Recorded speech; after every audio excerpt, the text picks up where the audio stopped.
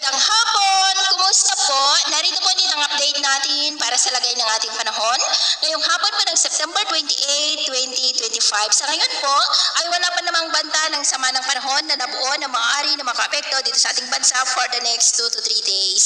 Easterlies ngayon ang umiihip lalo sa silangan ng ating bansa. Ito po ay mainit na hangin na mula po sa Pacific Ocean. Pero mula sa kumpon ng kulapan na nandito ay may nagbabanta na mabuo na sama ng panahon after 2 to 3 days. Posible po sa Martes at consistent ay pinapakita na lalakas yan bilang bagyo bago muli mag-weekend at papasok sa ating area of responsibility at tatawagin sa local name na Bagyong Paulo na banta po muli lalo na dito sa Luzon at ito nga pinapakita ng forecast model na ating ginagamit hanggang sa susunod na 2 linggo ay may banta ng 2 bagyo na maaari na mabuo. At sa lagay ng ating panahon, ngayong hapon dahil sa mga localized thunderstorm dulot ng easterlies ay nakakaranas ng ulap na kalangitan na minsan ay may mga pulo-pulo na mga pag-uulan sa ilang bahagi ng Ilocos Region, Cordillera, Cagayan Valley, Central Luzon, Metro Manila, Calabarzon, Mimaropa, Bicol Region, Panay Island, Negros, Cebu, Bohol, Leyte, Samar Provinces, Zamboanga Peninsula, Northern Mindanao, Caraga, Davao Region at Sorsogon. At mamayang gabi,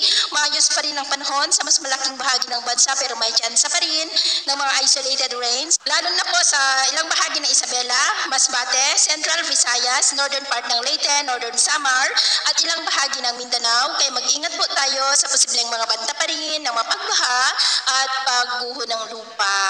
At sa atin naman po mga baybayin, wala po tayong nakataas na namang gale warning signals.